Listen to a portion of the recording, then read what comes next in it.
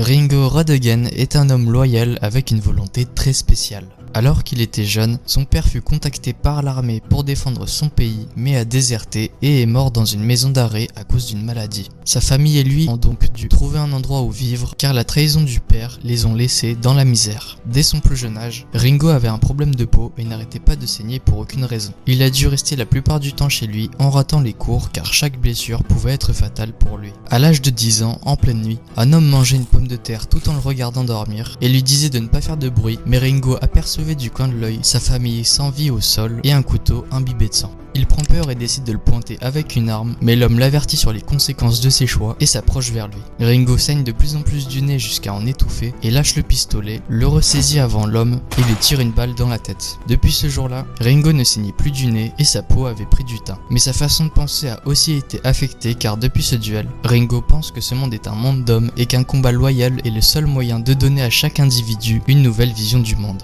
Quelques années plus tard, Funny Valentine emploie Ringo pour qu'il récupère un morceau de cadavre et qu'il tue par la même occasion Jairo Zeppeli. Lors de la 4e étape de la Steel Ball Run, Ringo observe Johnny et Jairo à travers la fenêtre de sa cabane et les bloque dans une boucle temporelle pour leur faire perdre du temps. Hot Pants, qui a aussi été bloqué dans la boucle, les rejoint et forme une alliance avec eux, puis Gocho, un autre participant de la course, se plaint du fait que Ringo ne lui indique pas le chemin à prendre pour sortir et lui demande de venir. Ringo sort de la cabane, pose son journal et lui souhaite encore une fois la bienvenue, puis lui dit que s'il veut sortir de cet endroit, il devra le tuer lors d'un duel. Gocho, sous pression, lui fait remarquer qu'il tremble et Ringo rétorque en lui disant que c'est certainement la peur qui parle pour lui.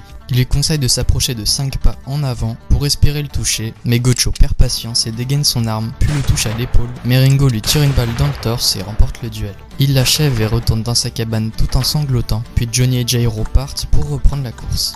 Quelques minutes plus tard, Ringo enterre Gocho, puis Johnny et Jairo s'approchent vers lui. Il leur dit qu'il leur parlerait uniquement que un par un et décrit Jairo comme un suiveur qui ne fera que réagir à ses attaques et lui dit qu'il lui faudrait plus pour pouvoir le tuer. Jairo saisit une boule de métal et la lui lance pour perforer son épaule, mais Ringo lui tire 3 fois dessus et recule le temps de quelques secondes en arrière, puis leur dit qu'il a obtenu son stand de Mandam dans le désert il y a environ 3 ans. Il leur explique comment il fonctionne et leur dit qu'il a besoin de participer à des duels pour se sentir vivant. Hot Pants fait une diversion et lui coupe le bras, puis Johnny lui tire dessus avec ses ongles, mais Ringo fait tourner la trotteuse de sa montre et recule de 6 secondes dans le temps, puis esquive l'attaque d'Hot Pants et tire sur sa main. Johnny lui tire encore une fois dessus et le touche 2 fois avec ses ongles, mais Ringo lui tire une balle dans la tête et Johnny s'écroule par terre. Hot Pants tente de le blesser avec son stand, mais Ringo la neutralise et Jairo est leur dernier espoir.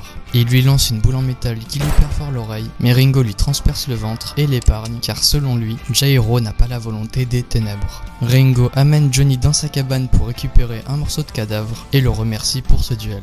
Jairo se ressaisit et analyse son corps pour trouver un point faible dans sa clavicule qui lui empêchera, s'il l'atteindra, de paralyser tout le côté gauche de son corps et donc de ne plus pouvoir reculer dans le temps. Il lance une autre boule pour le blesser, mais Ringo recule de temps de 6 secondes et Jairo débarque dans la cabane en fracassant la porte. Les deux sont prêts à dégainer et Ringo sort son pistolet et le touche dans le cou, tandis que Jairo atteint sa clavicule. Les deux sont à terre, mais Ringo tire sur sa trotteuse et recule dans le temps. Il se tire encore une fois dessus, sauf que Ringo protège sa clavicule avec sa main et va achever Jairo qui est blessé, mais il remarque qu'un bout de bois s'est incrusté dans sa clavicule et Jairo lui révèle ce qui vient de se passer. Ringo a protégé sa clavicule, ce qui lui a empêché de le tuer du premier coup, car le tir était moins précis et Jairo s'est souvenu des bouts de bois qui volaient lorsqu'il a fracassé la porte et en a logé un dans sa clavicule avec l'aide d'une boule de métal. Ringo perd le duel et profite de la situation pour tenter de l'achever, et Jairo l'en empêche et il lui souhaite la bienvenue dans un monde d'hommes.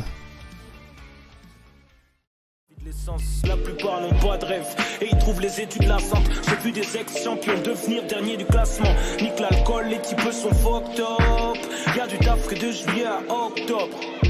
Ils ont besoin d'olives comme Tom. Ils deviennent des menaces comme Octobre.